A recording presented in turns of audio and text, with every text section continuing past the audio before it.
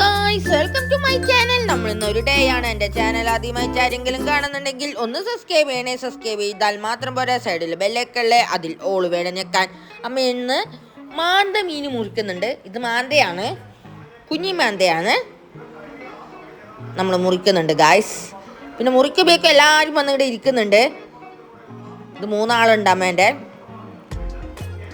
അമ്മ മാച്ചിലുണ്ടാക്കാൻ കൊണ്ടുവന്ന ഓല തേച്ചും കൊളാക്കിയിട്ടുണ്ട് ഗായ്സ്. എന്നാൽ അമ്മേൻ്റെ അടുത്ത് നിന്ന് അടി കിട്ടും. നമ്മൾ മീനെല്ലാം മുറിച്ച് ചാത്ത് കയറിയിട്ടുണ്ട്.